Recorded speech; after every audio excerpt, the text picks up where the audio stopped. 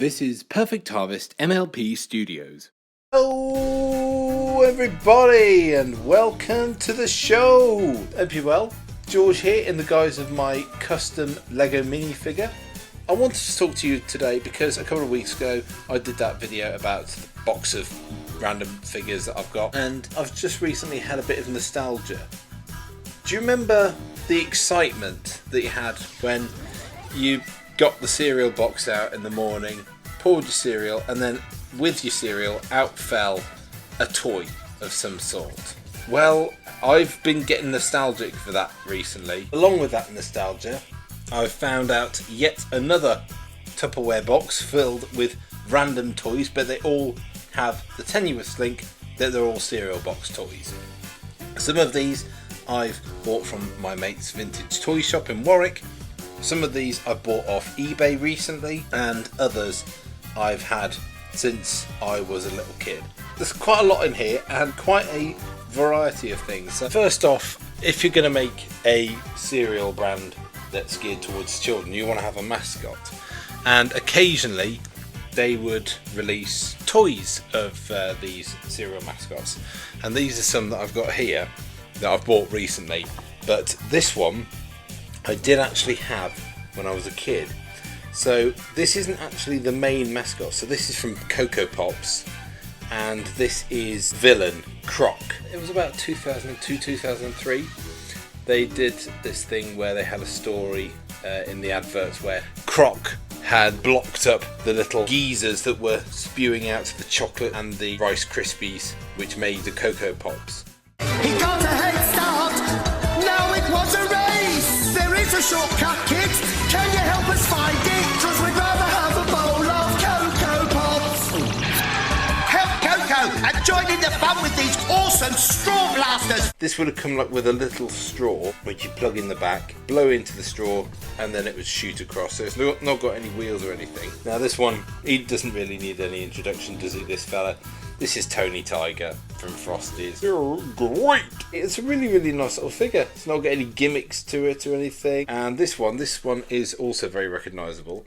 This is Honey Monster from Sugar Puffs, and I think he's dressed up as some sort of caveman or Tarzan or something. I think he's a pencil topper, and you put the pencil through there and it looked like he's swinging on it. Out of all the very few cereal box toys that I've kept from childhood, this one is probably the one that I've kept the most out of, and it's Jerry Anderson toys. So most of these are Thunderbirds. I will come on to this one on the right over here in a bit. So the ones that I had from when I was very little were from the 2003 live action Thunderbirds film. Basically, they're pencil toppers. These came in boxes of Sugar Puffs, and I remember the advert for these. It was very clever and very well done. Yummy.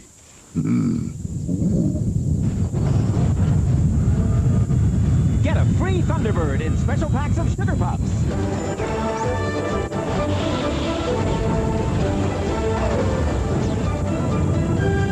Collect all 5. FAB. This is Thunderbird 1, the revised version. Here's Thunderbird 2, and the pencil goes in the bottom. I didn't have Thunderbird 3, that was the only other one that they did. Here is Thunderbird 5, the space station. So this pencil goes in where the aerial would have gone. And then the other one that I've got from that collection is Fab 1, Lady Penelope's car. The rest of these, apart from this one, I've bought from my mate's vintage toy shop in Warwick. And these are all vintage 1960s cereal box toys, and they're quite rare, including this one, which is Thunderbird 4, the little submersible. It's hollow, it's not got any paint on it, but imagine you're a kid in the 1960s, you love Thunderbirds, and you get a little Thunderbirds 4 in a box of cereal. I mean, that would be the best thing for me any time. And then all these on the back are little figures of Thunderbirds characters. Here you've got Jeff Tracy next to him. Because they were all just cast in nondescript colours of plastic, I can't work out who this is. I'm going to say, given sort of the eyes and the sort of hairstyle, that it's Alan Tracy. Brains I like the way how they've done his glasses. Probably my favourite out of all these Thunderbird figures. Parker. I mean, they've captured his unusual face so well in this cheap plastic figure form. I love it. And they've done a nice job on his cap badge as well. And then here on the end, we've got the villain of Thunderbirds, the Hood. And then this one over here, I actually bought recently in a job lot of cereal toy figures. It's the SPV from Captain Scarlet. Again, it's hollow. I think this is a much later one than all the other Thunderbirds figures, but it's still quite old, I imagine. So those are my Jerry Anderson cereal toys. Next up in cereal box toys, we have all these toys, which are Magic Roundabout figures. So for those of you who aren't aware, Magic Roundabout was, back in the 70s, a stop motion animation kids show about a magic roundabout or magic carousel, and the children who used to go there and all the animals and creatures they used to meet. In the early 2000s they made a CGI film about it, which I liked at the time, but looking back on it, it probably wasn't the best idea, but it was quite successful anyway. I mean, they got quite a few celebrities to do it, but anyway, I'm digressing. All these ones at the front I bought from my mate's vintage toy shop, and these guys, which I'll come onto in a bit, I actually found on a market stall a few weeks ago. Over here they've got for some reason they made two different sizes. I'm not sure which one is rare and which one isn't. These are basically the same character. So this is Florence. You've got a big purple one here and a little light blue one, but either way they've done a really nice job. They've done her hair right, accurate to the show. They've done her bow right. Arguably the more main character of the show, Dougal. I know it doesn't show up on camera very well, but that really encapsulates Dougal very well. And then here you've got Zebedee, but yeah, with his big moustache and his spring at the bottom. We might as well talk about these together really. This is the 1960s original version of Ermintrude, the cow, and so she's got the little flower in her mouth and the big smile and the two little dotty eyes. She's got her horns sticking out of her hat, and this is her as depicted in the Magic Roundabout movie style. It's probably not, because this is quite an old figure and it was in a box of sort of worn figures, probably not the best way to show her off. And these were also pencil toppers. I remember I had the Dougal one. Basically on the back of them they have a little red ball, and you move the ball around and it spins her head, or make her head go up and down. I'm not sure this is totally accurate, but you've got a 1960s representation of Dylan with his guitar. Over here you've got the 2004 version of Dylan, which actually doesn't look too dissimilar to the original Dylan. And then there's one other figure over here who's from the 1960s. This is one of the Twits, not the Roald Dahl ones. These were a pair of birds. I think they had Yorkshire accents and they both wore hats. These guys don't need any introduction really, but they're basically Toy Story 2 cereal box figures. I believe they would have come in boxes of Shreddies by Nestle. Obviously going left to right you've got Woody, Buzz Lightyear, Jessie and Bullseye, and under each one of them they've got a little hole, which is not a pencil topper. I'll come on to that in a second. Woody, Buzz and Jessie also have a hole in their back. Also notice how Buzz is completely flat on the back and hasn't been painted. All the details still there. They came with suction cups. Let's take old Buzz here. So you could stick him on the window and make it look like he's flying, which is quite cool. Or if you wanted to stick one of them down, if we take old Bullseye with the he's seen some things, hasn't he? He could be galloping up the wall or whatever.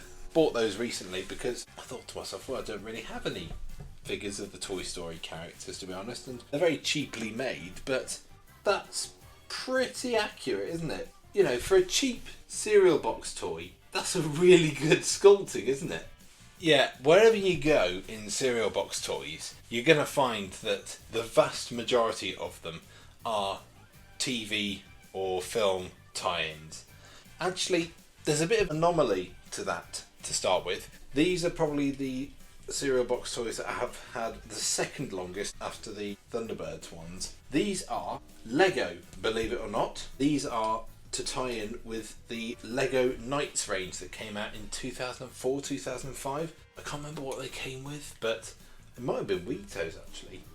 But basically, you got a little figure of one of the knights, and it did come with stickers, but I didn't put them on. And they came with a little shield and a little sword, and like I say, they are compatible with actual Lego. This is one of Lord Vladek's henchmen. You can swap them round, and you could even stand them on their shield if you wanted, like a little trophy almost.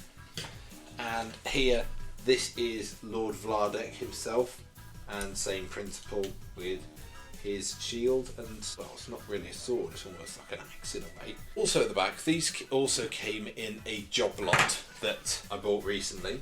I had no idea who these guys were. This is apparently Angela and Mikey from But Ugly Martians, if anybody remembers that. Yeah, I used to quite like that show. I can't remember much about it. It's been years and years since I watched it. It's just quite nice to have these figures. I think these came in Weetos as well. This is another interesting one. This is also from that job lot that I bought recently. This is apparently a seagull called Keha, I think that's his name, and he is from the British 1970s, 1980s animation Watership Down. Yeah, I've never seen that film. It's very sweet. It's about rabbits, but yeah, I've been told it's very sad. So I've no idea what relationship he is to the main characters or what role he plays, but apparently Google says this is a very rare figure. One that we do all recognise though is Wonder Woman. Now, I had one of these as a kid. These were definitely from Weetos. They were Justice League pencil toppers. So again, the pencil would have gone in the little tube there, and basically if you twirl the pencil, you'd spin around your pencil really. Again, considering how small that is, it's quite a detailed little figure, that. Character that we'll all recognise, and who also came in that recent job lot, is Miss Piggy from the Muppets. I love Miss Piggy, she's brilliant. I don't know what she came from. It just says 1999, Jim Henson. But again, really detailed little figure. This also came from that recent job lot. This is Ginger from Chicken Run. Chicken Run is one of my all-time favourite films. Well, I guess she was one of the reasons why I bought that job lot, because I thought, bloody hell, I didn't know they made figures of Chicken Run. It's basically encapsulated that opening scene from the film where she's digging with a spoon to get under the fence to escape. But again, really detailed figure. Also at the back, I remember having these exact ones as a kid. These were to tie in with the CGI animated film Robots with Ewan McGregor and Robin Williams. These are little spinners that you spin along the floor, and they're supposed to be the Crosstown Express from the film. I think that's got Ratchet in it. Yeah, there he is. And then in this one, there's Rodney Copperbottom. Another one that came in that recent job lot. It's one of those things where you look through the camera. It's one of those things where you look through, and I don't know if you recognise that character, but it's from the Wild Thornberrys. Again, I've no idea what box this came out of, but yeah, it's one of these ones where you look through and it's got little images. And I used to absolutely love the Wild Thornberrys. It was a great show. Used to watch it on CBBC all the time. Bit of nostalgia there for these things as well. These little, I can't remember exactly what they're called. It's got the Wild Thornberrys logo on the front. Isn't that supposed to be Debbie? I think it is. Now this is probably one of the oldest cereal box toys I have. I bought this from my mate's vintage toy shop back in 2013. It's Chitty Chitty Bang Bang. Basically, this would have come in, would have been Quaker Oats or cornflakes. The box would have had on the side a little pair of cut-out wing, and they plugged into these little sticks out here. Considering it's nearly 70 years old, this is Squidward in a little boat to tie in with the SpongeBob SquarePants movie from 2004-2005. Now this is one I've bought recently, but I never had it as a kid. The ones that I had were Gary, SpongeBob and Patrick. Boats are sort of weighted at the bottom, so they're a bit like Weebles, you know, they can't capsize really. With the characters, you twist them, they unplug, and you can mix and match with the characters with the boats. Last oldest cereal toy that I've had in my collection from childhood is Ramon from Cars. Yes, you had to apply the stickers yourself, but such a simple toy, yet so detailed. He's got these two little holes in the back. Now I cannot remember the technical term for this function, but basically you hold him up to light, so you can see there's light going through his headlights. You cover the holes up on the back.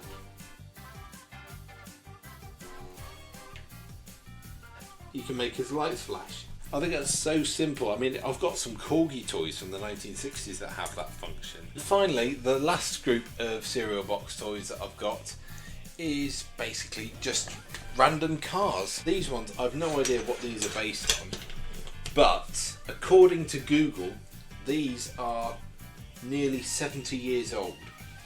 These are basically little assorted racing cars. They would have come free in boxes of Quaker Sugar Puffs in 1950s. That one looks a lot like the Monopoly car, doesn't it? One that I've bought recently is this one. This one apparently came in Rice Krispies, I think, from the 60s. It's a little Austin Healey. It is basically hollow. This one definitely would have come in cereal. I think it was cornflakes in the 1970s. It's a Ford Capri. These are extremely rare apparently.